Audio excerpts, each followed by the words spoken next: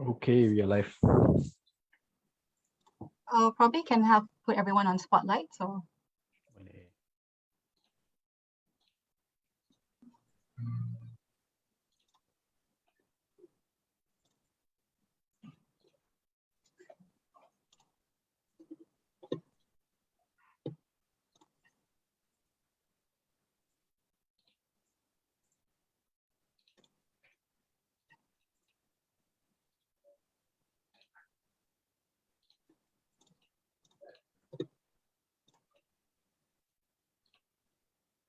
All right. All right. Hi. Okay. Good evening, everyone. Thanks for joining us for our talk, Destigmatizing Suicide, the Role of the Media. Shout out to Advocating Youth, Kami Siaman and Mrs. Solidarity for supporting our talk show. I'm Shahira Hamid, CIJ's Communications and Content Program Officer. I'll be explaining the flow for tonight's talk. We will begin by me explaining the topic and introducing the speakers, followed by a brief presentation from each speaker, panel discussion, and a Q&A session with the audience before we end with some closing remarks. So why are we doing this talk? Well, the media is a key source of information, and their news coverage can influence the public's attitudes and perception towards certain issues. But when it comes to complex or sensitive issues such as mental illness or suicide, media coverage tend to emphasize negative aspects, often choosing to focus on portrayals of violence, the unpredictability, and danger to others. Suicide reporting is a vital issue presently, given the recent announcement by the Malaysian government that attempting suicide will be decriminalised. Health Director General Tan Sri Dr. Noor Hisham Abdullah also expressed his concerns on the rising rate of suicides reported recently. He stressed that the media should be more proactive and responsible by spreading accurate information and adhere to the guidelines for responsible media reporting on suicide that was published by the Ministry of Health. We strongly believe that the Malaysian media play a crucial role in educating the public about suicide prevention. In light of this, CIJ has collaborated with Befrienders KL to produce guidelines on responsible and ethical reporting on suicide. And this talk show tonight will explain the need for ethical reporting on suicide. We would like to inform everyone here that this talk show will discuss issues such as suicide and mental health. And if those who are in need of support, please contact the Befrienders KL helpline or other mental health services available to you. So let me begin to introduce you to our speakers for tonight. We have YB Hannah Yeoh. Welcome, YB. Hannah Yeoh is the former Deputy Minister of Women, Family and Community Development and currently serving as the Member of Parliament for Sergambut. She made history for being the first women speaker of the Selangor State Legislative Assembly from 2013 to 2018. She holds a Bachelor of Law and was a practicing lawyer in Australia and Malaysia before venturing into politics. Next, we have Kenny Lim. Kenny is a trained volunteer with the Befrienders Kuala Lumpur. He has the experience of providing emotional support to those who are in distress and helping them to manage their mental health. In addition, Kenny is a member of the Befrienders training team, helping to train as well as supervise new volunteers. He frequently conducts sessions to various groups on topics such as active listening and suicide prevention. We also have Himanshu Bhatt. He is the executive editor at The Vibes. He is a veteran journalist with nearly 3 decades of experience. His past editorial stints include being the national news editor of The Sun Daily, features writer / arts critic for New Sunday Times, and a journalist for the Age Media Group. Last but not least, we have my colleague, Ng Miao Ling, who is CIJ's Media Strengthening Program Officer. Key projects under her portfolio include drafting and coordinating the Malaysian Media Council Bill, advocating the repeal of oppressive laws against the media, engaging with social media platforms such as Facebook to tackle disinformation, and developing guidelines for ethical reporting on suicide and vulnerable communities. I actually work with Miao Ling together to produce the guidelines with Befrienders KL. So we will begin the session by inviting each speaker to present their key area of discussion. So just a bit of background. We approached Befrienders KL, I think, in mid this year to produce the guidelines on ethical reporting on suicide, as we believe ethical and responsible reporting on suicide is very important. So Kenny, will you be able to share, based on your observation, what are the current trends in Malaysian media when it comes to reporting and suicide, and why is unethical reporting on suicide problematic? Thank you, Shahira. Hello, everyone. How are you guys doing? Right, let me share my screen. Allow me to start with some statistics on suicide. The World Health Organization reports that every year there are more than 700,000 suicides worldwide. And it's the fourth leading cause of death among those aged 15 to 29. In Malaysia, according to the report by Royal Police of Malaysia, those who died by suicide between January 2019 and May 2021, more than 50% of those were from the age group of 15 to 18. And at the Befrienders KL, we received about 120 to 130 calls and emails per day. And out of all those callers who called us, right, or emailed us, 35% of them actually have expressed that they were feeling suicidal or have attempted suicide in the past. Yeah. So these figures here are quite worrying, but one thing that I'd like to share with all the viewers today is that suicides can be prevented, right? So let's talk about suicide contagion, or also known as the Werther effect or copycat suicide. Okay, so suicide contagion is the phenomenon when in which after a suicide happened, right, the impact can be seen in people who are struggling emotionally, people who are emotionally vulnerable. Yeah, and as a result, there could be an increase in the number of suicide cases or suicide behavior. And this is more common among younger people because most probably it's because they could actually identify or relate more with the action of their peers or the idols that they love. Yeah. And here I would like to share with you two cases of celebrity death by suicide that have the Werther effect. Okay. The first one is way back in 1962 when Marilyn Monroe died by suicide. And the month after she died by suicide, there was an increase of 12% in the number of people who died by suicide.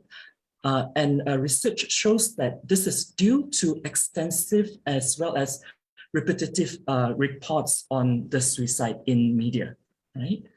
The next one is in 2014 when actor, comedian Robin Williams died by suicide. And the same thing happened. The few months after his death, there was an increase of close to 10% in the number of people who died by suicide. And those who died by suicide using the same method as Robin Williams saw an increase of 30%. And that, compared to other methods, the increase was just about 3%. Okay, so here also the study finds that the news report on suicide at that point of time basically focused very much on sensationalizing the headline, speculating about the reasons of his death and also explicit details on how he killed himself. So all these are not actually adhering to safe reporting. Okay, and when we talk about suicide contagion, it is not only something that would happen with a celebrity death by suicide.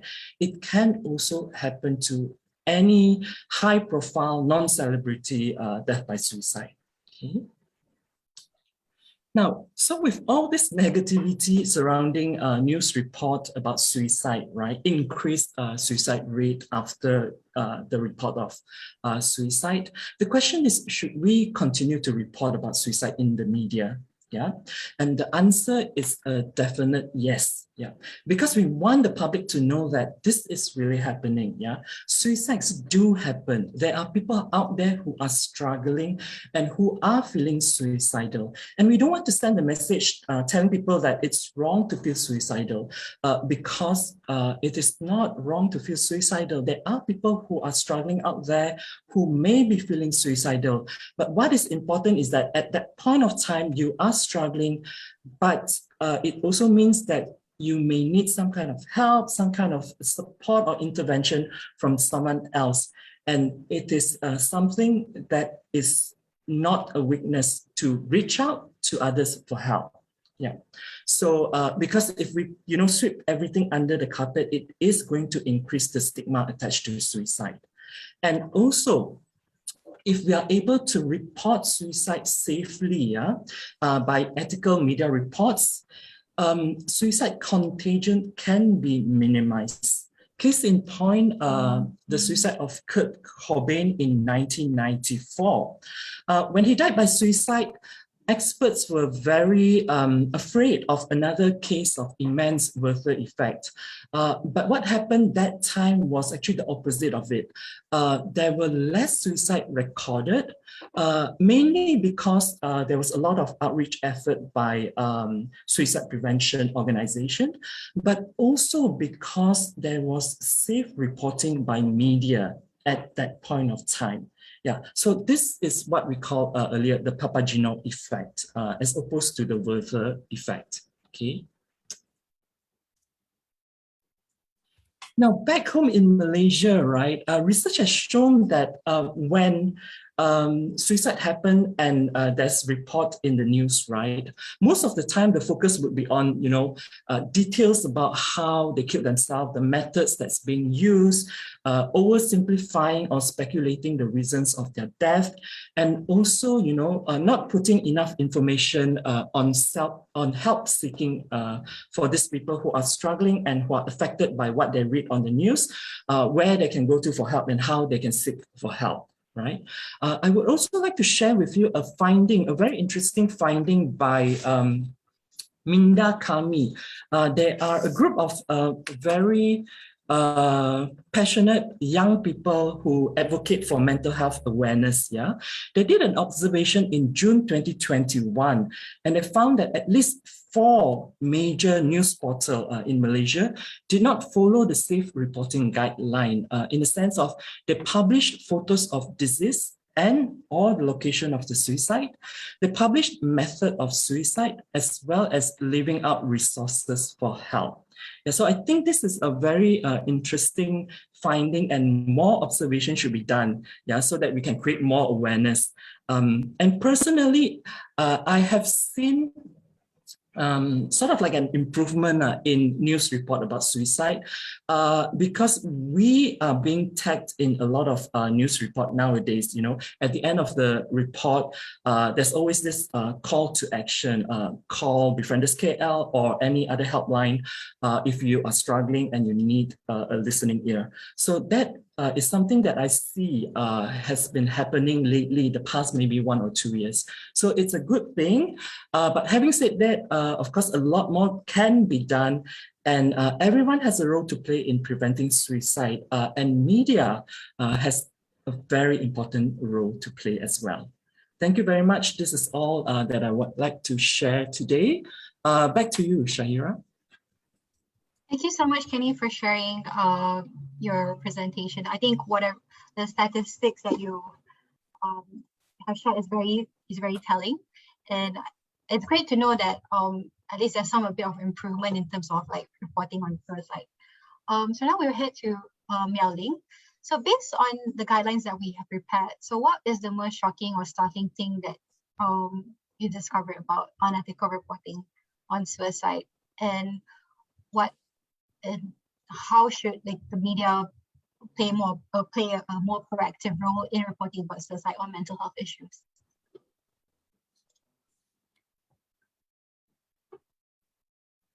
So did I unmute myself? Can you hear me well? Can everyone hear me? Yes, correct. Okay, we can hear you clearly. Thank you. Okay, so because we collaborated with befrienders in doing this, so my presentation is going to be a continuation of Kenny. So the topic of my presentation today will be the role of media, and especially social media these days, when it comes to suicide reporting and suicide prevention. So there are 2 parts to my presentation here, problems of suicide reporting in Malaysia. I'm just going to touch very briefly because Kenny has covered it really comprehensively just now. And what's the way forward when it comes to media and social media? So as you can see here, I think these are, the unethical reporting that Kenny mentioned just now. So we actually take a a black screen to block it. So there's some unethical reporting here, providing image of person attempting suicide, includes speculated reason without acknowledging the fact that suicide can be caused by a couple of reasons, and not including all these kind of helplines. And this is not the end of that. We saw a very worrying trend of clickbait because of the reduction in media viability. So because of COVID-19 and all, there's a reduction in subscription and media revenue, advertisement and all. So this could have contributed to the rise of clickbaits for sensationalizing content for media to gain more attention to ensure survival. So this is a very unhealthy trend, and especially when it comes to suicide, having people attempting suicide, having videos of it is going to be viral, and that's why this is a concerning trend that we observed. But fortunately, there are still some good reports out there, ethical reporting, where they did not provide the image of disease or when they are attempting that particular act, and also raising awareness on suicide prevention, including helplines and all. So in light of the weather effect as being mentioned by Kenny just now, what's next? What's the way forward when it comes to the role of media, when it comes to the role of social media, when it comes to suicide prevention? So I have three sorry, did someone speak? Did I cut someone off? No, you're fine, Melly. Continue. Okay, so there are three suggestions here being proposed by me, and I'm going to cover it in turn. So for all the journalists who are present tonight together with us in our talk show, I would strongly urge you guys to go to CIJ's Insta or Facebook to take a look at this guideline being compiled by Befrienders and CIJ. So what you should do and what you should not do when it comes to reporting suicide, because if we are putting ourselves in the shoes of someone with suicidal thoughts, and when they are reading stories, these stories are going to direct them towards the weather effect, or whether or not it's a Papageno effect as being termed by Canning. So what should you not do? You shouldn't be including pictures or videos of people attempting the act. And shouldn't be including their names, including like pictures of them shortly after, for example, they committed the act, and then the picture, the disease. And apart from that, it shouldn't be in a cover story. It's quite apparent, it's quite self-explanatory that it shouldn't be a selling point, made it a sensationalizing thing, right? You shouldn't be detailing the method of them, what kind of act that they used to, like how did they ended their life, right? That will actually lead to copycat suicides. And you shouldn't be, including any cultural stereotypes or having some false labeling, for example, linking suicide with a particular community. And what you should do then, so when someone who has suicidal thoughts, you should be including all this, hopeful messages, and tell them that, people are recovering from suicide and they are leading a very good life. For them to direct them towards the right path when they are reading the stories, and they would be like, okay, someone else is doing that, and someone else is leading a very good life after, all these suicide thoughts, and I should be doing that as well, right? And you should be working closely with health professionals and the police in presenting facts rather than the speculated reasons that Kenny has been mentioning just now. And providing sources of helpline, especially. So when people are finish reading the story, and there's a helpline behind it as a call to action, and for them to pick up the call, for them to direct them to the right kind of support. And also when it comes to videos, especially videos and audio content, you have to review it and ensuring that all these negative elements are being, removed and all, so that people are directed towards the right path, as what Kenny mentioned just now. So we know that, all these kind of guidelines and all, it remains voluntary. So if the editors feel that, okay, I'm just going to make sure that it's a clickbaity thing, I just want the attention and all, there's no consequence to it by not adopting all these guidelines. It's voluntary. So to ensure that we have a very, to ensure that all these ethical guidelines are abided with media, we need to make sure that we have something that bites, that can compel media in ethical reporting to make sure that media is acting in the interest of public. And this leads to the second suggestion that I would like to raise today, which is to establish the Malaysian Media Council. So a lot of people have a lot of skepticism about it, but the latest status is that we do have a bill ready, and right now we are trying to push it through. So how would the Malaysian Media Council help then? The next, natural question that follows. Firstly, it is an independent self-regulatory body that can compel media. So it is independent, and that's why it wouldn't be used as a political tool, for example, with the PPPA, Section 233 CMA and all. And it has, because it is mandatory regulation, it has some power to compel media. So for example, this media is reporting in a very sensationalizing manner. The Malaysian Media Council can call this media out and say that, you are reporting this in a very wrong way. You have to apologize, or they will fine them, or there's some further consequences that follow. And that's why they have some power to compel media. And apart from that, they'll be providing media resilience fund. So basically, it is just transparent subsidies, transparent funds, contingent on the fact that media is abiding to certain ethical guidelines being laid down. So this is not only applicable to suicide, it's applicable to many other things, for example, like online gender-based violence, and especially in light of general elections. And also code of conduct. So it is a single, credible, centralized institution that journalists should reach out to. Is the first point of contact. Because, as a journalist, for example, when I'm writing about suicide and I want to be ethical, defenders have one guideline, CIJ has one, and MOH has one as well.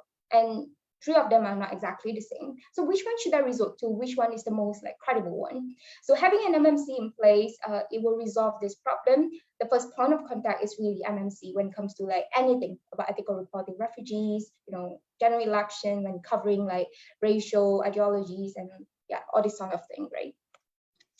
And again, we do know that with the prevalence of social media, traditional media, even though they have turned online, it has in terms of the relevance of traditional media becomes lower. And that's why we have to rethink about the role of social media when it comes to suicide prevention.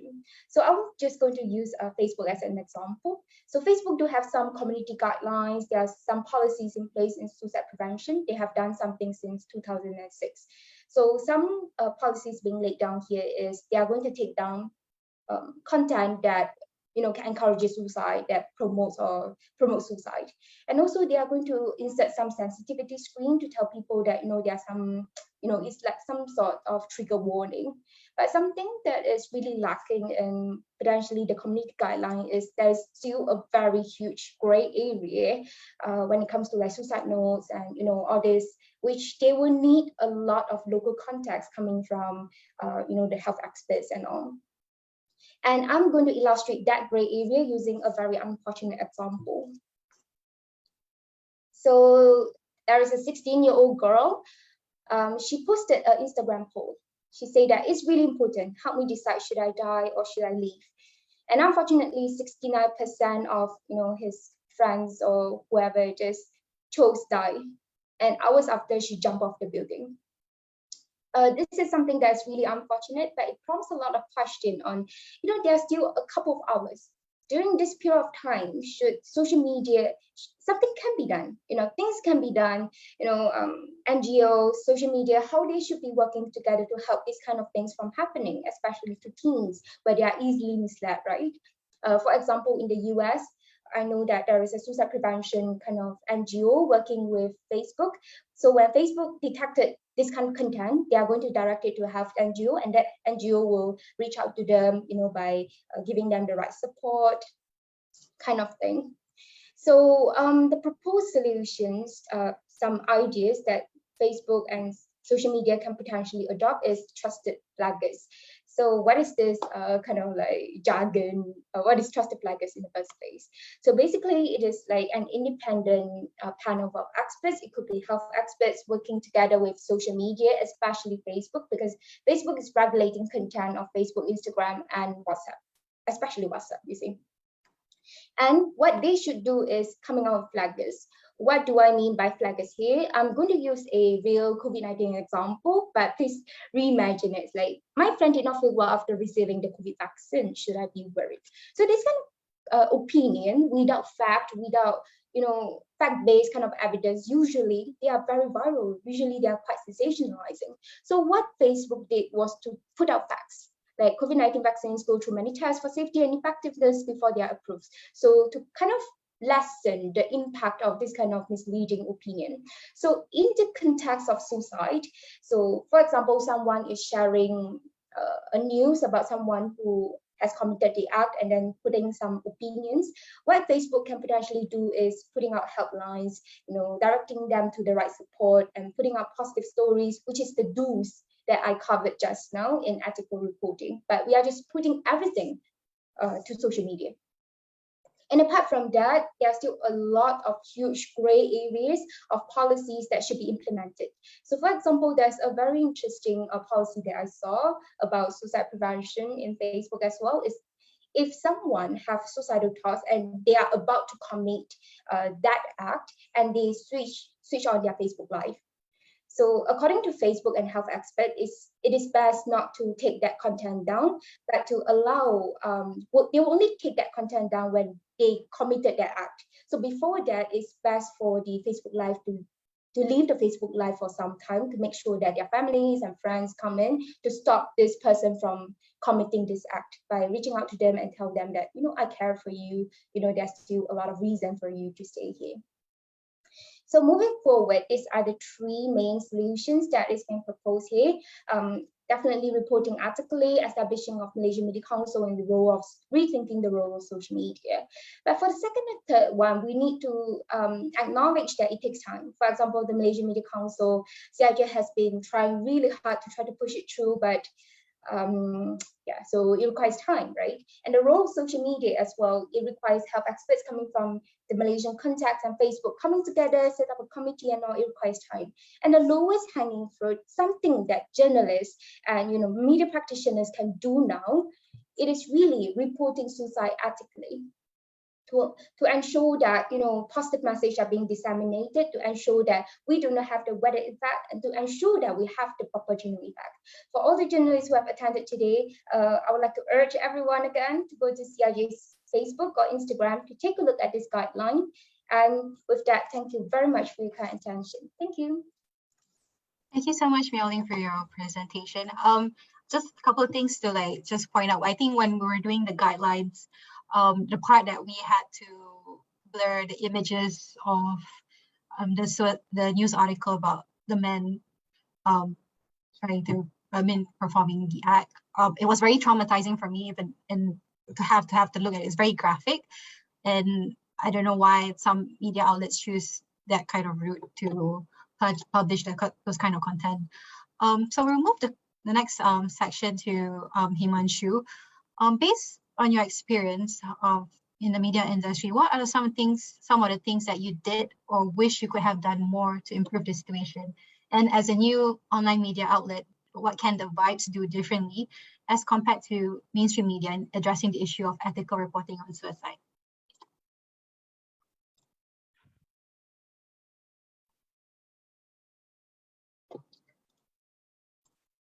I think Himanshu, you're muted. Sorry. Yeah, I'm muted. Yeah. Okay, thanks, Shahira. It's very interesting that you are asking me about my personal experience. Mm-hmm. When I just before we started this discussion, my daughter in her early 20s walks in and tells me that suicide has been decriminalized. So you can't go about reporting it as committed suicide. And I said, why not? And she said, committing, because if you say it's committed suicide, that means it's like committing a crime. So my daughter in her early 20s is lecturing me.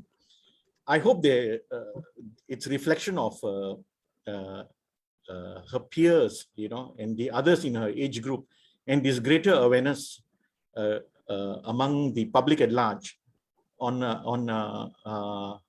generating empathy or sympathy for victims of suicide, because victims of suicide are not just the people who, let's not use the word commit suicide or perform the act, but also their families. When I was my daughter's age, just a couple of years older than her, I started as a rookie reporter with the Sun, and this was 1995, right? And one of my early assignments was a sort of a crime incident at the rifle range low-cost flats in Penang. And when we arrived there, when I arrived there with my mentor, I'm a rookie journalist, just been there for a couple of weeks or so.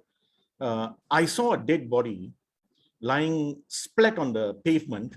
And the person had apparently jumped from way above. And for the first time in my life, I saw brains, splatting out, And the reporters were all taking photographs, the police were allowing them, they came close, took photographs and all that. I was in a state of shock. But we went back, and the senior journalist came up with some very dramatic storytelling, because there was also another crime that happened in the same building sometime later. And we talked about the men jumping and the crowds looking and all that. When we sent it to our headquarters in PJ, the headline was muted down. The photograph was never used, and many of the details were kept away. So obviously, the sub-editor or the editor at the headquarters realized that there was something excessive in the reporting that we had done. Fast forward to about last week in the Vibes, my lifestyle and culture editor sends me a draft of an article written by a person who had tried to kill himself or herself. So she asked me, is this okay, And we looked at it, had a long discussion, and I looked at it, and it was generally decided that we should keep that person anonymous, put a qualification at the top, some qualifier that there is a sensitive element here about suicide. But when we described why this person tried to perform that act, the desperation, and also blaming, pointing to flaws in the national healthcare system in terms of treatment that is available, counseling that is available for people who cannot afford professional treatment. I think we did it generally quite responsibly. One of the things that we face in the Malaysian media, at least I have, is that we do not have extensive, very detailed guidelines, on how to report and how not to report suicide. But certainly what I feel is that in the course of trying to dramatize a particular incident for a news story, I use the word story and not a report, there is a danger of depersonalizing the individual's action and experience, and making the incident into the person into a character and the incident into a storyline.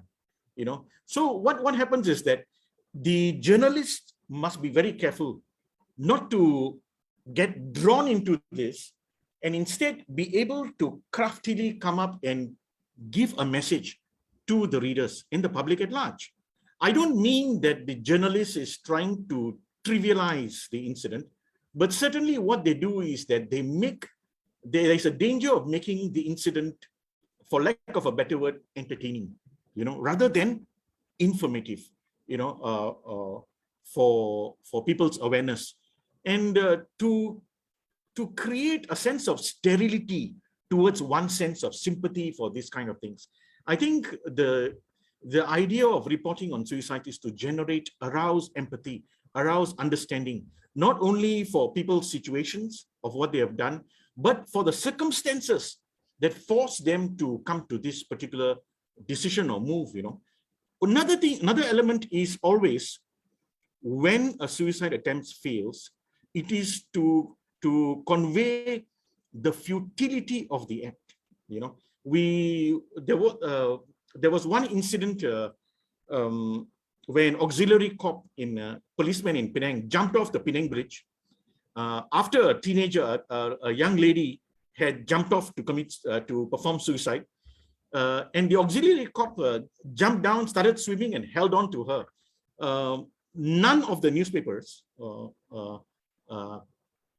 exposed the young woman's name or her photograph or her identity, but it showed that a sense of regret, a sense of remorse, a sense that there is an alternative there to ending one's life. There is a second chance being given to her, and that is an important message. If we continue, or if we start to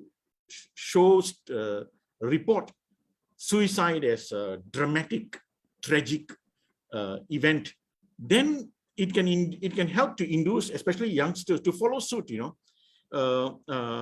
It's very interesting because a couple of weeks ago, a past senator in the Dewan Negara suggested that there were more youngsters dying because they were watching Korean dramas. So initially we had a big laugh, oh, look at this past senator. But actually, if you come to think of it, could there be an element of truth in it? Could there be instances of, or rather the thought of committing suicide, could it be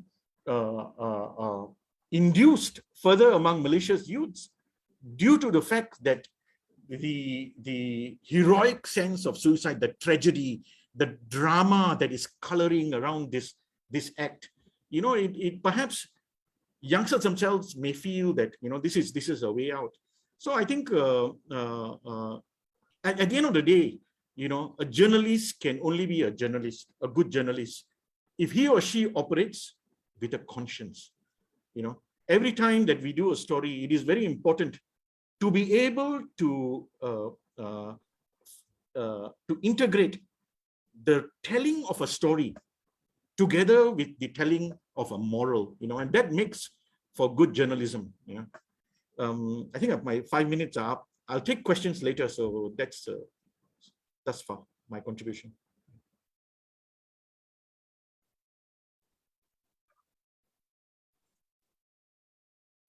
Shaira, you can take over. Shahira, are you there, Shahira? Welcome. Hello. Yeah, we can hear you, Shahira. Yeah, because my Zoom is suddenly, it's a bit wonky now. It's just suddenly. Can you hear me? Like, is my camera off? Is it? Hello? Yeah, we can hear you. Okay. Yeah, it's just that the camera is off. I don't know why. Yeah, it's a bit. Yeah. I'll just continue with my question to YB Hannah. YB, so during the Pakatan Harapan administration, what were some of the initiatives and strategies that the previous administration was they implement to help with this to address this situation?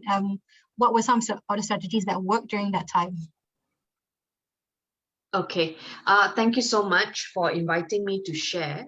Before I was invited to this session, I had entirely forgotten that we had actually called for a meeting in Putrajaya on this topic once. Now, simply because at that time, every time there was an incident involving a child, the reporters would ask me or the DPM at that time, Dr. Wan Aziza, on our feedback. And so we were constantly having to think on our feet as to, what were the problems, what could be done, and how, what are the infrastructure that the government has to help this group of people.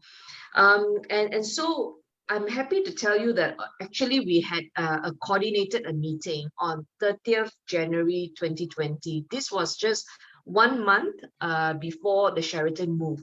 And at that time, it was a meeting hosted by our ministry, KPWKM. And it was attended by Health Ministry, Education Ministry, Multimedia and Communications Ministry, MCMC, Police.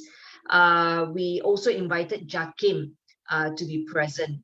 Now, there were a few decisions made at that meeting, that coordination meeting. The first one, we wanted KKMM to host a workshop involving ethical reporting for any cases involving children and also the sensitivities involved.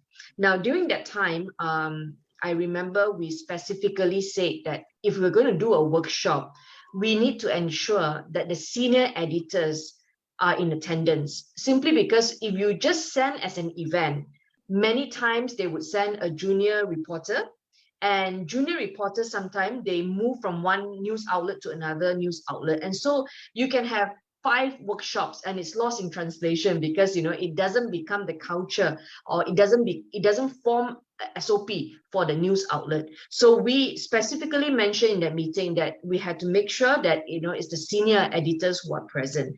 Now, the second thing that we decided at that meeting, we say Health Ministry must present the guidelines for media reporting on suicide to the media practitioners at the workshop. So that was the purpose of the workshop, to make sure Health Ministry presents that guidelines to them.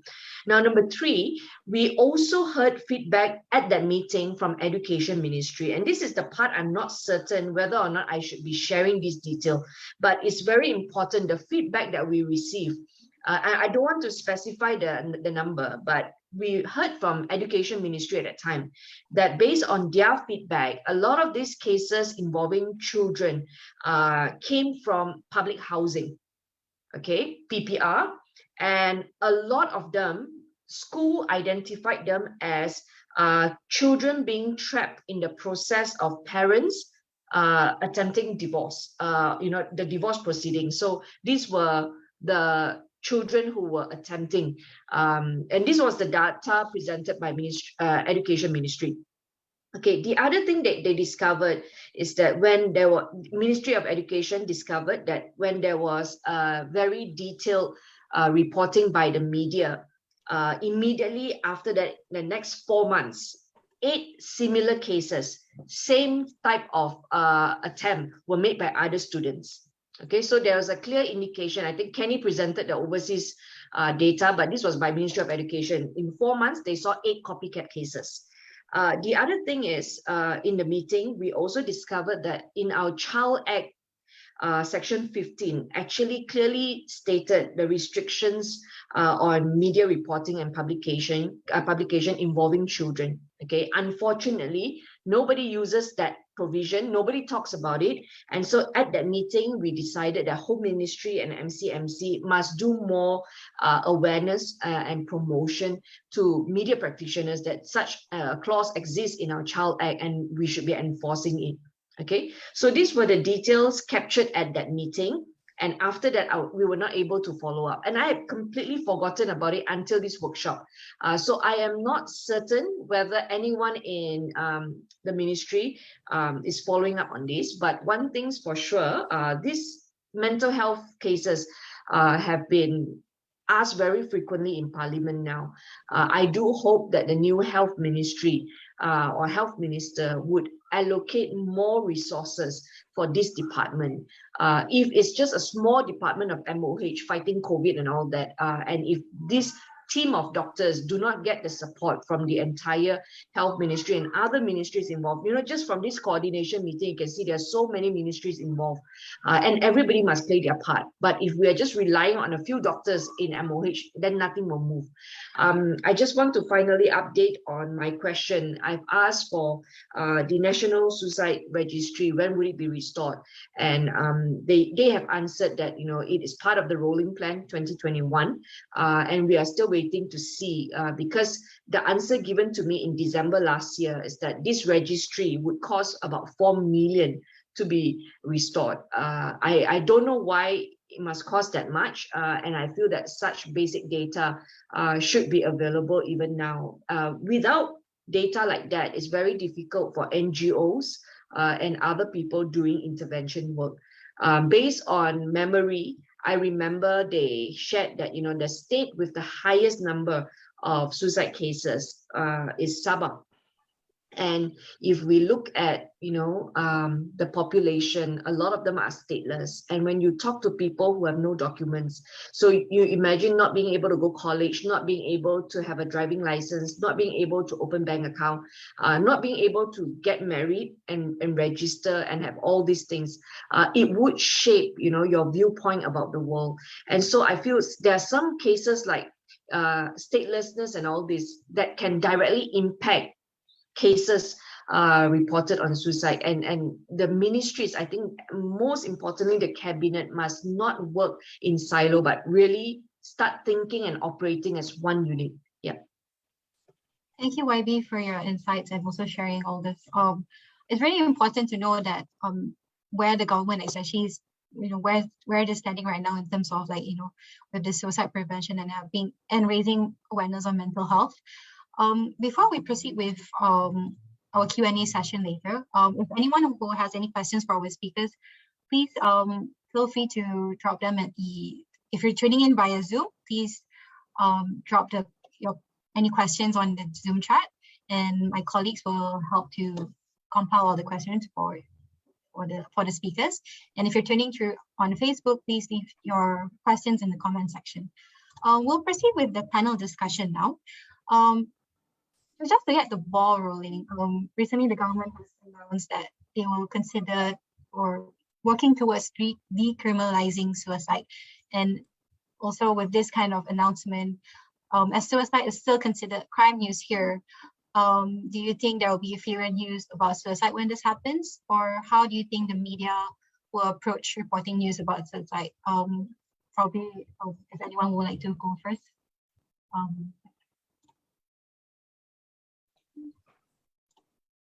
Well, shall I? Yeah, go ahead, Himanshu. Well, this issue of decriminalizing suicide, basically Penal Code Section 309, they're trying to abolish that. Whoever attempts to commit suicide or does, such an act, will be punished with imprisonment for a maximum term of 1 year, or be fined, or both. If we remove this, which is good, is there any recourse in terms of quote unquote rehabilitating and assisting the suicide attempter? That's the very big question. It is important to ensure that there is counseling, immediate and also follow up regularly in the future, and for the person who is trying to perform that act to be given any necessary material assistance. For example, if it's because of dire financial circumstances, perhaps a certain kind of loan to alleviate the financial hardship, and so on and so forth. So it's very interesting. Kenny can talk about this. We interviewed the befrienders who said that they expect calls by people to increase, for counseling following the decriminalization of suicide. So we're not exactly sure in which whether there are alternate policies put in place, practices put in place to help people who are on the verge of taking their lives. Anyone else? Well, probably Kenny, you can like to chime in as well.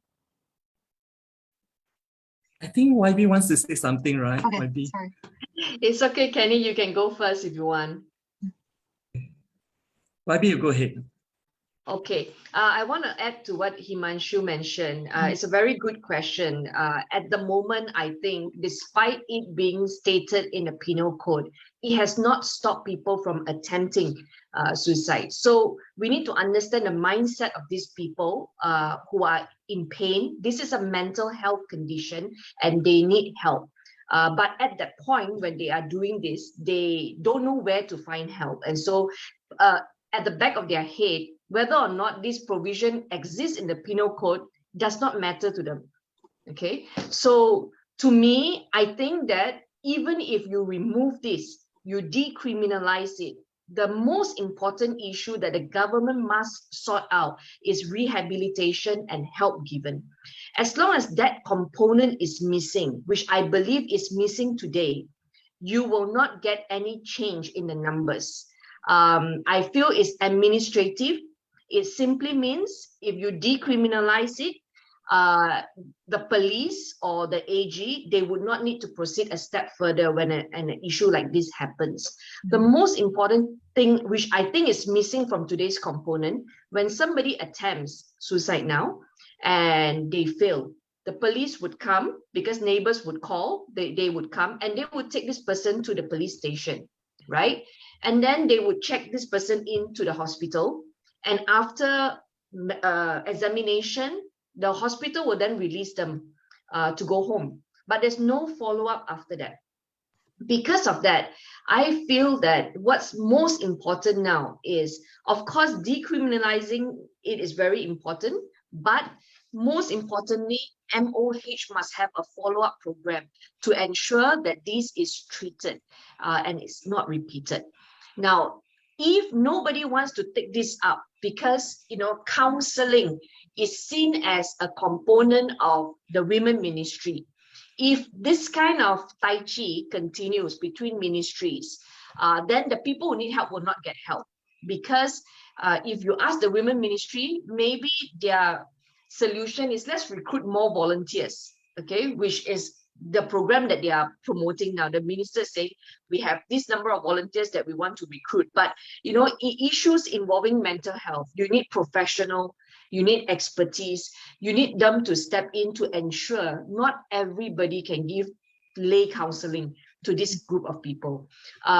People without training will challenge them maybe, and some of them may even give the wrong advice, resulting in wrong outcome. And so I feel that this must be seen as a health issue. Therefore, Ministry of Health must be equipped, more doctors, more psychologists, more resources. That this component in MOH must grow. It cannot be the same doctor attending all workshops, all meetings, giving the same feedback. They will burn out. So this is something that I feel must not stop at just Parliament amending Penal Code, decriminalizing it. If MOH doesn't take this up, right, nothing will change. Thank you, YB, for your input.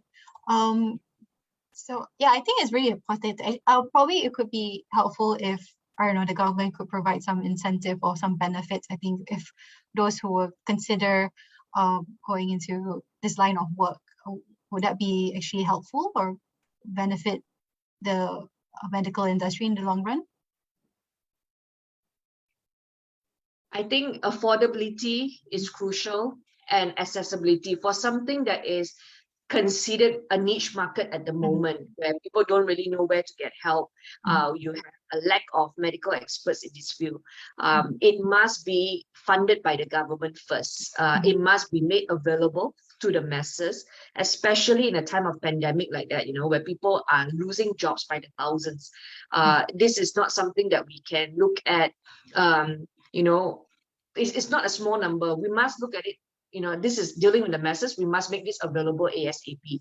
One of the things I looked at before we lost power was to look at the Mentari program. So Ministry of Health has these Mentari centers where they take in people who need support. They give them training, they help them feel better. I feel that these places are usually kept in a very private area near to the hospital. I feel Malaysia, we usually turn to shopping malls as community gathering points. And therefore, if we want to get rid of the stigma of people getting help for mental health, Mentari must move to shopping malls. And that was a suggestion. I was working with Ministry of Health at the moment. I say, speak to the shopping malls. This is a CSR. I want people to feel like I can walk into a DG shop to pay bill. I must be able to just walk into this shop in IOI shopping mall or Sunway Pyramid and just get help. Speak to a professional who's there, And if we can destigmatize this and make this available to the masses in shopping malls, people will feel like, oh, I'm not going to a hospital. I'm actually going to a store in shopping mall just to get help. Help people assess themselves, help people feel there's no need to hide. The moment we hide, Mentari in a small place near a hospital, people will start saying, there's shame attached to it. But if we put this out in the open, how you walk into 7-Eleven and get the things you need, let's do this in shopping malls. I believe with the right messaging, with the right support, a lot of shopping malls, especially now when business is not good, people want to think of how they can, support the community and make the crowd come in again. This is one method to bring Mentari to shopping malls. Thank you, YB. Probably, Kenny, you could explain, like, for example, like for any mental health organization or suicide prevention organization. So what else can be done? I mean, would approaching the government to make any more like policy changes or policy reforms, would that help? Like, collaborating with the government in some sort of way to improve the situation?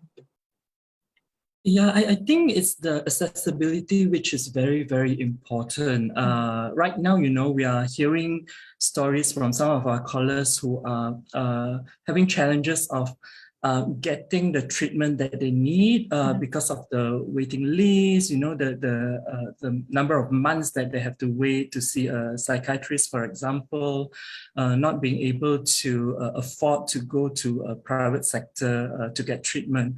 So I think that one is very, very important to allow everyone, all of us, to have affordable, minimal cost of treatment. And another thing is also about the awareness, the stigma that is attached to reaching out for help. Yeah. So here, I think what is very important is having conversations like this, getting people with lived experience to share their stories. I think that is very, very helpful and beneficial, because when there's more conversation from people who have experienced it or who are going through this kind of issues and challenges, right, it may inspire others to, reach out for help, because, mental disorder is just like any kind of physical disorder. You need to get it treated. And one of the myths is that when you have mental disorder, you cannot get well. You will have to live with it for the rest of your life, which is not true. You can actually recover. Or I have friends who are struggling with mental health issues, but then they could actually live a very meaningful life, a very productive life. So as long as you get the needed treatment, right, you can actually live a good life. So I think the accessibility, the awareness, those are very, very important. And that means the need to increase the number of mental health professionals in the country. Yep. Thank you, Kenny. So we're talking about trying to destigmatize suicide. If we want to encourage media outlets to actually adopt a more ethical and responsible reporting on suicide. But recently, a past Senator, Muhammad Effendi Muhammad, made an insensitive remark in Parliament where he links suicide among teens to K-dramas. But when we want to encourage media to adopt a more ethical and responsible reporting, but even the people in the government or even those people making the policy decisions are not being sensitive and responsible when addressing issues such as suicide. So how can the media how would they want the media to set a good example if this is the case? Perhaps Himanshu could can give your thoughts first. One of the things about suicide is that, yes, it is a mental health issue, but it's also forced upon, compelled upon by a person's environment, experience of hardship. It could be because of massive harassment, massive hardship, threats that have been building up, and these are not related to psychological or psychiatric issues, but just because of the social circumstances and the environment. Or it could just be a moment of madness, for someone just to do something crazy. I'll give you an example, another example. In December last year, our Penang Bureau reported on a doctor, a young houseman doctor, who resigned and committed suicide, performed suicide after he resigned from the Penang General Hospital because he was severely harassed by his superiors, and his identity was not revealed, but the circumstances that led him to perform such an act, it just spread around because of the report that the media gave out. We were made to understand that things improved tremendously in the hospital, in the treatment of housemen, the young doctors, and all that. So this is one of the things that we can try to report on. The circumstances, the environment, the shortcomings in the system, together with other direct mental health issues as well. Yeah. Thank you, Himanshu. Perhaps YB Hannah, will you be able to share your thoughts on this, especially like when a remark like that was made in Parliament? I think it says a lot about the level of awareness among our current administrative, those in power. I mean, yeah, how would, if we want media to actually adopt a more ethical and responsible reporting, but those in power are not doing the same, so how should we address this?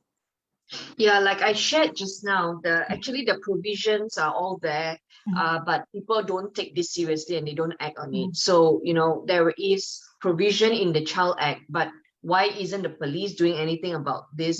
Why are we not calling up these news reporters and telling them, you are in breach of this, either you recall the article or you cancel it, or, don't report it, or you must give some kind of warning. So there's no enforcement when these laws are already provided. And also, I think in Parliament, if you see the trend, right, people still do not see how mental health it's a common problem, especially lawmakers. So every time somebody says something that they disagree to, they will always ask, hey, you tak makan ubat ke? So people make fun of people who are on medication. And this kind of stigma just doesn't help if, the highest place where laws are made, that institution is making fun of issues like that. So I feel that there's still a lot of awareness that needs to happen. Now, dealing with news portal, media, that's fine, but I think we have forgotten about WhatsApp. And during the lockdown, I'm sure we have all seen those videos where people, you repeat those scenes again and again and again, and it's because WhatsApp is free, so everybody just viral videos like that. I don't know how to deal with this, because on one hand you can deal with the media because they have they are a known entity, but for WhatsApp and people just forwarding, I don't have a solution for this. So I think that awareness, maybe the media needs to continue to write about this so that people are taught about things like that in school, not to share stuff like that. And I think places of worship, religious bodies must also play a part. Now, there's one component I think the government must address.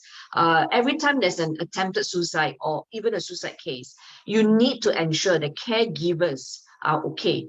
Now, back in the days when I was Adun, I remember I had an expert from US. He was here. I organized a forum in MPSJ. It's called Understanding the Suicidal Mindset. I was shocked to find out that there was an overflow of crowd coming into the other lobby, so there were two full rooms of caregivers being present, and a lot of them asked very specific questions on how to provide better care. Now, people who are caregivers, if they have lost someone because of suicide, they would live with that guilt, and unless we start providing care for these affected caregivers, unfortunately some of them may be our next statistic if we miss out this group of people. So I think what's really missing in Malaysia is the rehabilitation, the healing component, the care component in this industry is so neglected. And I feel that people until today still do not know where to get help. It stops at making a call to befrienders. Maybe, so, caregivers, that component, provide care for them, must be looked at.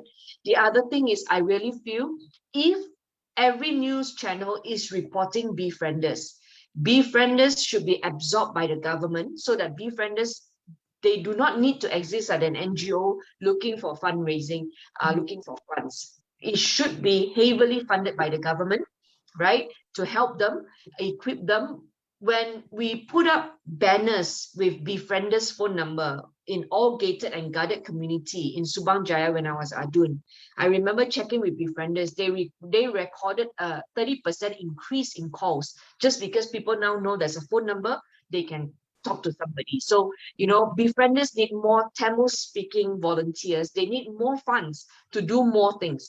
And so if we are going to continue to broadcast befrienders phone number without helping them with any funds, I don't think it's fair. I don't think any NGO can carry this load of doing counseling on the phone to people who have this mindset. You know, it's too heavy. It's too heavy on them.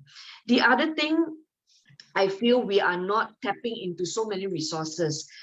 We have the students in college and higher institutions doing psychology. These are people who are ready to be trained. And you can do this as part of their course. So what I did with Segi College at the time, I remember, we set up chairs at Sunway Pyramid, you know, the lion head. That's the place where people walk in and out. So all we did was we bought chairs for these psychology students.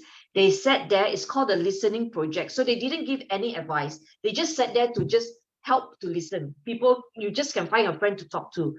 Just from those sittings, they managed to stop 3 cases of people wanting to commit suicide. So I think we need to pull everybody in and get everybody involved in this. But I really think MOH must be the leading body in tackling this. Yeah. Thank you, YB. So before we take questions from the audience, there's just one more question for this panel discussion. It's regarding the Malaysian Media Council, which my colleague Miao Ling was sharing earlier. So how would Miao Ling? So how would this, if the establishment of Malaysian Media Council, how would this help in actually improving the journalism standards and media literacy, especially when it comes to reporting about suicide and mental health? I would say that it will definitely improve a lot, especially when it comes to framing discussions. So when an issue, something happened. So it depends on how media frames certain issues, and that leads to discussion. I think I'll just talk about something that's very relatable, maybe to YB Hannah, which is back in the Pakatan Harapan administration and in Malaysia in general, when something happened, when you take the racial lens in reporting certain things, it gets more traction than getting, you know, reporting in a lens of betterment of the country. For example, the 3-page of Jawi issue, which is totally caused by, to a very big extent, is caused by irresponsible reporting and disinformation kind of thing. But I mean, you need that centralized institution in place to give out incentives, to come up with all these enforcement methods to shift that discussion in the context of Malaysia from racist to the betterment of the country. And also in the context of suicide, rather than putting out all these sensationalized stories that goes viral, we need to shift that discussion to how do we help these people? Decriminalizing suicide is not enough. We need programs, we need all this kind of thing. But many of the times the media angle is not like this. They focus on things that people want to see. And that's why you need that MMC in place. You need that transparent subsidies in place to shift that discussion. And I do think that this is very, very important in the context of the betterment of the country. And I do hope that the Ministry of Media and all are taking serious, looking at this issue seriously rather than putting it on hold and saying that they are busy kind of thing. Yep. Thank you, Miao Ling. So we'll move on to our question and answer session. So we have questions from our Zoom chat. So this question is, earlier, Mr. Himanshu mentioned that the younger generation is more aware about this issue, but what can we do to educate the older generations regarding suicide awareness? Perhaps Kenny were able to take on this question. Yeah, you're right. Did you call me? Yeah, sorry. Yeah, okay. So for us, right, our approach basically is to have outreach program, going to them and, having a conversation with them, talking about suicide, presenting, facts and correcting the myth, and basically educating them about it. But of course, it will be a little bit more difficult if you're talking to the older generations, because they have lived with that kind of belief for such a long time, right? And how can you change that? So I guess it will be a little bit more difficult. But our approach is basically do not give up and keep talking, I suppose. Yeah. And also this person actually commented that they are surprised to hear that Befrienders does not receive any government backing.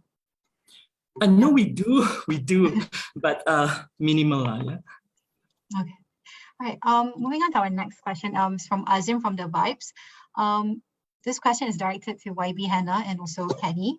In the context of today's topic of discussion, what are your thoughts on how the current Communication and Multimedia Ministry is addressing the issue of ethical reporting on suicide? Should there be more proactive efforts on the ministry's part? Definitely, but like, I mentioned about the coordination meeting, it involves so many agencies and so many different ministries. So we were able to pull everybody in at that time because our woman minister back then was the deputy prime minister. So all these people would come, but I'm not sure if KKMM does that now, how many of the other ministries would actually come and pay attention to something like this. So I definitely think they can do better. And a forum like this will be good if the media reports it and push the ministries. So somebody must take the lead. And I feel that MOH has the solution because they have the experts. But again, like in a time of pandemic when there's COVID, I maybe they just have to recruit more professionals to come in and help them grow this component, this wing in MOH.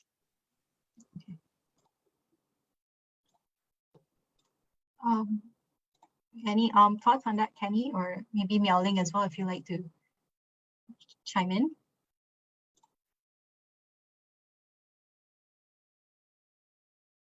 Kenny, do you want to go first? Oh, okay. I think a very direct solution for the Ministry of Media is really to push through the MMC. Like the bill is ready, we have presented the proposals, engaged with them a couple of times, and it's quite disheartening that we are receiving messages for them just yesterday that when we follow up again that it's on hold, they're busy, kind of thing. So push through the MMC, that's one. And apart from that, I think you need an independent panel of experts to come to work with social media companies, for example, Facebook and all, not only in suicide, not only in also like child reporting, refugees reporting, and also especially in light of general election. Yeah. Thank you, Miao Ling. We do have a comment from Shobha. She suggested that if she takes many calls from Talia and Kaseh, and many called in to state that they're depressed and want to talk. But probing more, they were patients of public hospital, and they said the psychiatrist sees them about max between 10 and 15 minutes, and they would just prescribe some medication. And she was suggesting that if the media could interview such patients and probably do like some educational awareness on what this patient actually feel and what do they actually want, instead of just seeking help, what else can be done to help this community? Probably Mr. Himanshu, were you able to comment on that?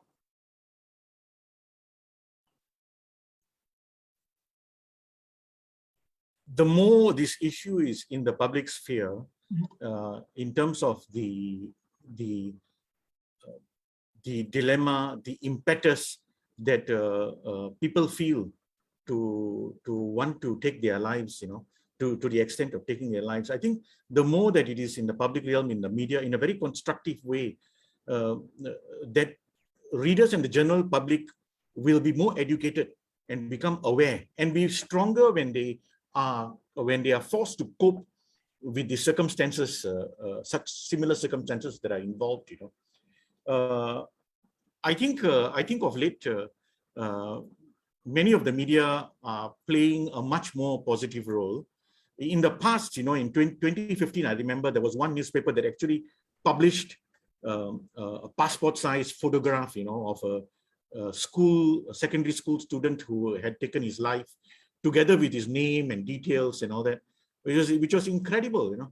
So, but I don't think I don't think these kind of things are happening of late. You know, there is greater awareness, and it's also important for the public to exert pressure on the media, you know, by calling them out. You know, like my daughter called me out, you know, and told me that, you see.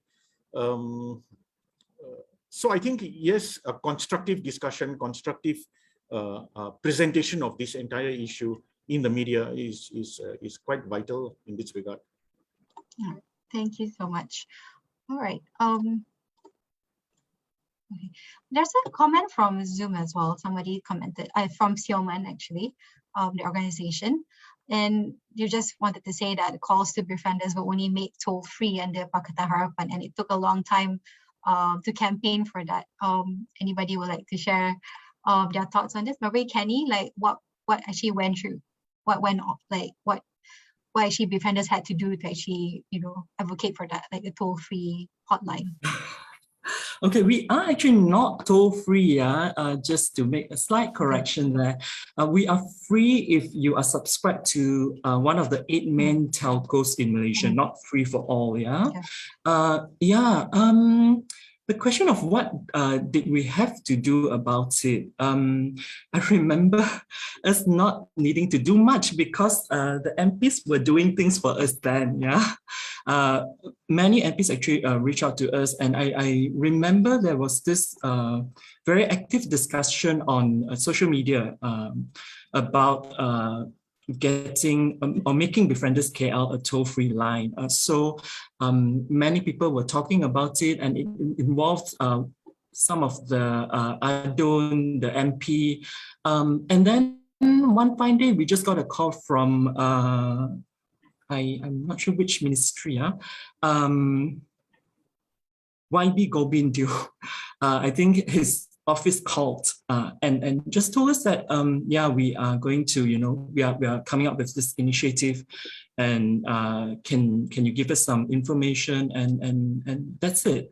Yeah, so we were very, very lucky actually, because we had people who believe in what we do, you know, on social media, and then all the YBs actually chipped in as well. So we were very, very lucky. Yeah. Thank you so much for that. Shahira, if I can add on that. Yeah.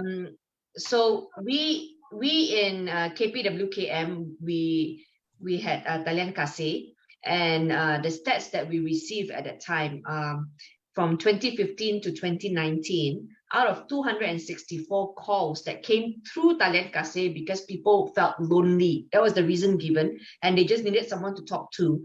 56% of 264 calls came from children, especially during school holiday. So now I think with prolonged lockdown, now they're all going back to school. But I think this is something that MOE and other friends, we can start paying attention to.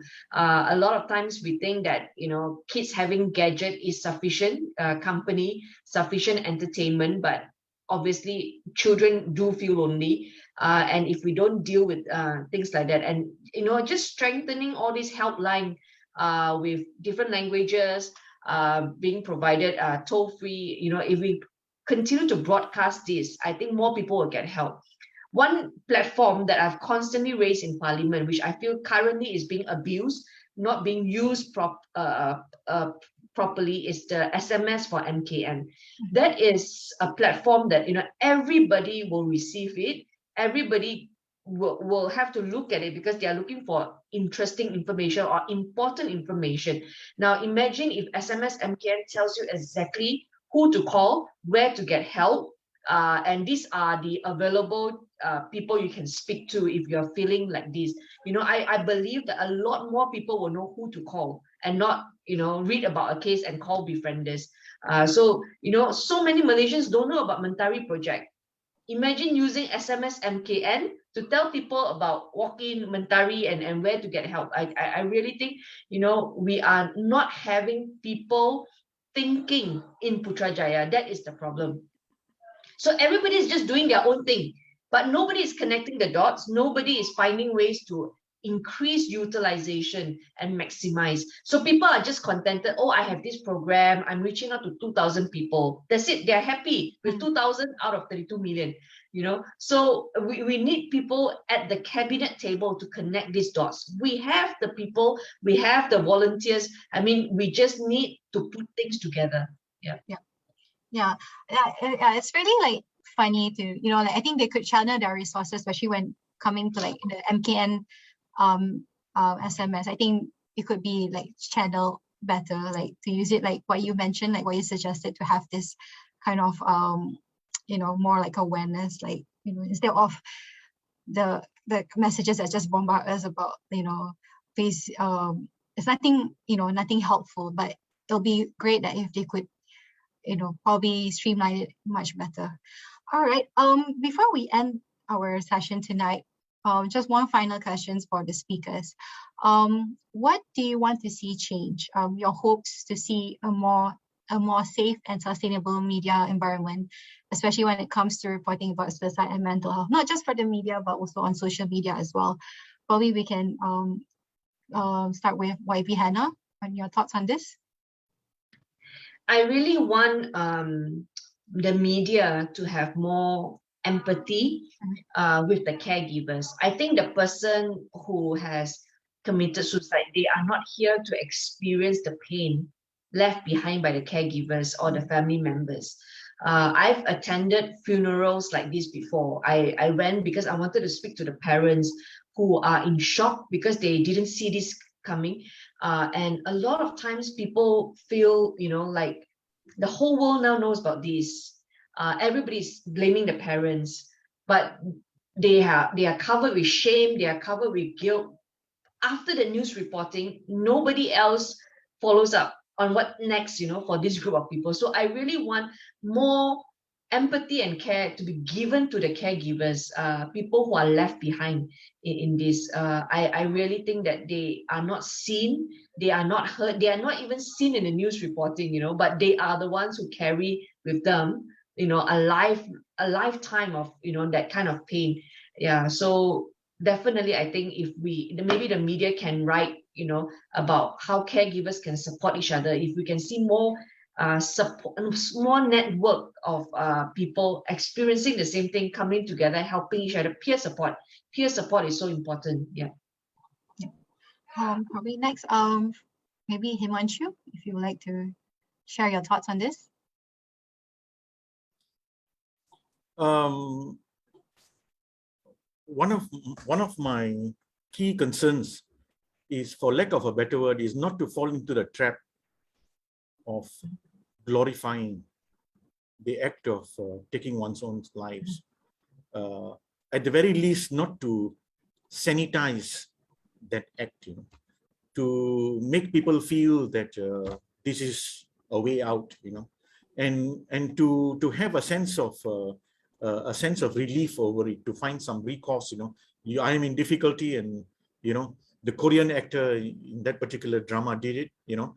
I've seen newspaper reports, you know, of other youngsters like me doing it, and therefore, you know, in a moment of utter madness, you know, the youngster himself or herself performs such an act. You know. So it's not just the news media, but as you can see, it's the wider media, the entertainment industry, and so on, as has been brought up by the past senator, inadvertently, though it may seem, you know. We need to put ourselves in the shoes of those contemplating or being pushed towards the edge in performing such an act, you know. They are obviously experiencing severe mental trauma, you know. And so what are the triggers? What are the motivations that are pushing them over the edge? So the conversation about the abolition of that particular clause in the penal code, it should be conducted concurrently with mental health awareness, you know.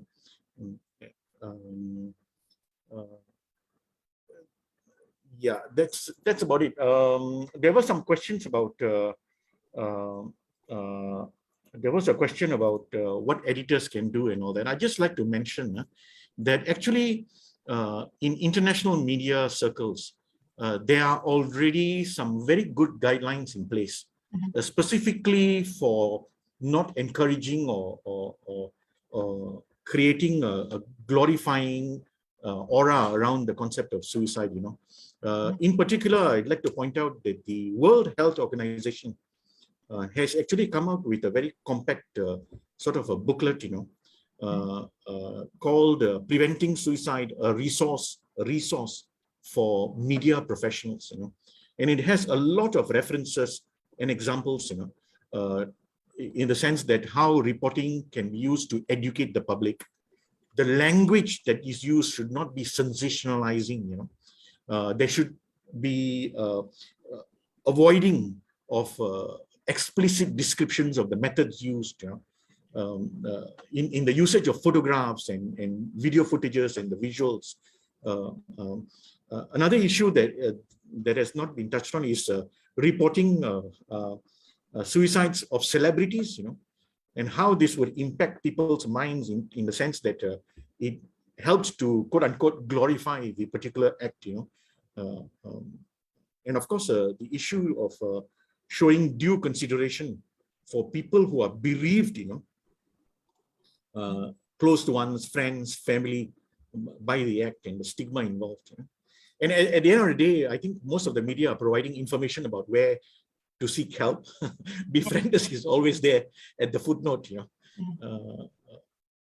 So it's actually a very multi-dimensional issue that has to be tackled. Media do overlook that they don't include those helplines, and they went on like a different route, especially when you want to report on suicide. But are there any particular challenges in the newsroom? Do any specific newsroom have like their own set of guidelines or code of ethics when it comes to like reporting on suicide? In the newsrooms that I have served in, I can't speak for my peers, but the newsrooms that I've served in, the guidelines are very scant. Maybe a line or two of, don't use the name, or don't publish the photograph of the dead body and things like that. But there are international guidelines that are already in existence. Another organization is a UK-based IPSO, Independent Press Standards Organization. It's based in UK. They've also got a whole list of guidelines, on to help journalists and editors report on suicide cases, to prevent people from being influenced, limit the risk of vulnerable people who are vulnerable from following suit and not reporting on novel methods of suicide. People might just come up, be inspired by certain ideas, and showing sensitivity, at the end of the day, towards people who are in a state of grief or shock, So yeah, these are the issues. All right, thank you so much. So for Kenny and Miao-Ling, what do you want to see change? Your hopes to see a more safe and sustainable media environment. So Kenny, maybe we can go first. Okay, maybe from the usage of social media, I think all of us, it's good to think before we post something out or share something out, whether we are causing any harm or if we are hurting anyone. For example, sharing photos of suicide incidents. And every time when that happens on social media, we would be getting messages from people who are affected by it.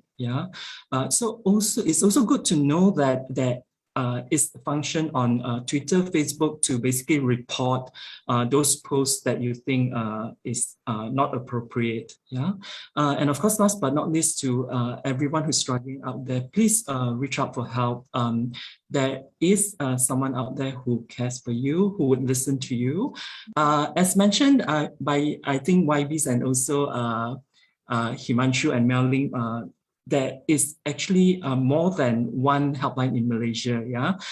So do Google for other contacts as well, because it can be quite difficult to call in to Befriend Us at the moment. And at the same time, I think MIASA is also starting a 24-hour helpline.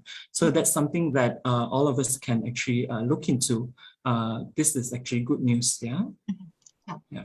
Thank you. If I can just quickly add, Shahira, to what Kenny has said, for those of you who want to also get help, maybe at a very initial stage now where you don't know how to communicate with your kids, you know there's a potential problem, but you don't know where to start.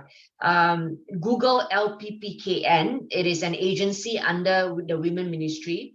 We have actually launched a directory where you can assess, it's a full directory on which NGO you can go to for what kind of help you need. So just look up the directory under LPPKN, and I hope that you will find something relevant for your family. Yeah. Thank you so much, YB, for sharing that. So yeah, Melding, Ferby, your thoughts on that, like your hopes to see a more safe and sustainable media environment, also on social media as well. Sure, definitely a shift of discussion. There are a lot of very good points that are being raised by YB and Kenny. For example, the rehabilitation, all these kind of things should be given limelight. And I think there's something that we should think about. The main target audience that we are targeting are not editors. They are getting instructions from their bosses. So we are targeting business people, like the business owners. It could be politically owned, it could be owned by businesses. And that's why you need that regulatory mechanism in place, which is the Malaysian Media Council, to shift that discussion, to provide incentives, tell them the consequence, so that the bosses will say, okay, editors, go and abide that so that we can get the funds. That's more effective than, educating the editors and all. At the end of the day, it's a business. If you are not performing, if you are not doing well, you have to go. So yeah, that's all for me. All right. Okay, I think that concludes our discussion for tonight. We'd like to thank everyone for joining us via Zoom or even via Facebook Live. Thank you to our wonderful speakers for their insights and time to be with us tonight. And for those who haven't checked out our guidelines that we have prepared, please do so. It's on our website, cijmalaysia.net. Okay, that's all for tonight. Take care Can we and get stay a safe. picture, please? See you again in our next talk show. Okay. Can we get a